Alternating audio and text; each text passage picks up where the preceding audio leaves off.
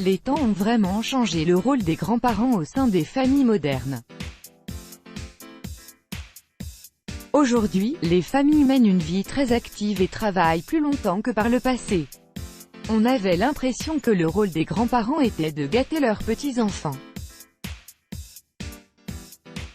Actuellement, les grands-parents font partie intégrante et indispensable de la vie de famille, et la science vient encourager les grands-parents à jouer ce nouveau rôle en confirmant à travers une étude que ceux qui gardent leurs petits-enfants vivent plus longtemps. Selon un sondage de la société Opinionway, les 2/3 des grands-parents préféreraient avoir leurs petits-enfants en photo. Ils considèrent que le fait de s'occuper d'eux en permanence ou de façon temporaire est une corvée. Tandis que le tiers restant apprécie le temps passé avec les plus petits car c'est une occasion de tisser les liens familiaux et de s'occuper davantage. D'ailleurs, la science vient appuyer le choix de cette minorité en mettant en avant les bienfaits du babysitting pour la santé des grands-parents. Les données de l'étude Berlin Aging Study ont porté sur la vie de 500 personnes âgées. Et il a été prouvé que garder ses petits-enfants augmente les fonctions cognitives, réduit le risque de démence et le risque de développer la maladie d'Alzheimer chez les seniors. L'étude a également mis en avant que le fait de prendre soin de ses petits-enfants garde les grands-parents physiquement actifs et aide à soulager le stress, ce qui est favorable à la longévité de ces personnes.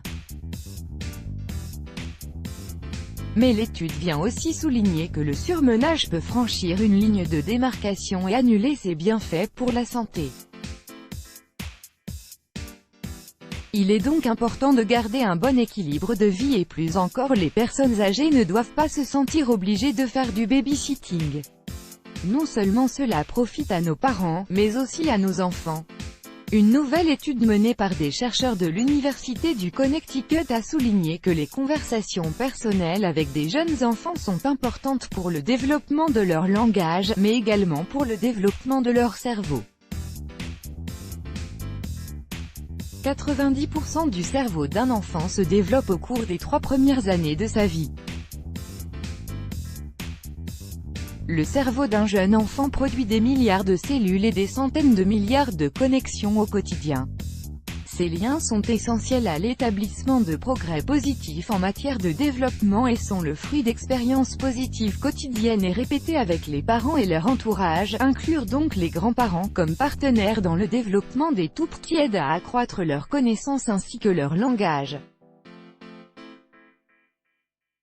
Savez-vous que le cerveau d'un enfant double de taille les premières années et, à 3 ans, il atteint 80% de son volume adulte? Les interactions enfants-adultes façonnent l'architecture cérébrale d'un enfant, en soutenant le développement de la communication et des compétences sociales. Ce qui se passe durant les premières années de la vie est directement lié aux résultats cognitifs, émotionnels et sociaux à long terme des enfants à l'âge adulte. La capacité d'un enfant à apprendre de nouvelles informations est influencée par sa capacité à interagir de manière appropriée avec les autres et sa capacité à contrôler ses impulsions immédiates.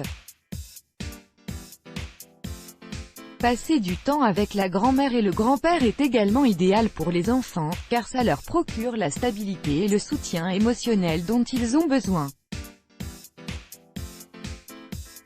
Cette étude vient donc confirmer que non seulement nous donnons à nos parents la possibilité d'augmenter leur espérance de vie, en leur permettant de garder nos petits bouts de chou, mais en plus nous permettons à nos enfants d'apprendre et de grandir à partir de l'expérience et de la sagesse de leurs grands-parents. Let's block ADS. Why?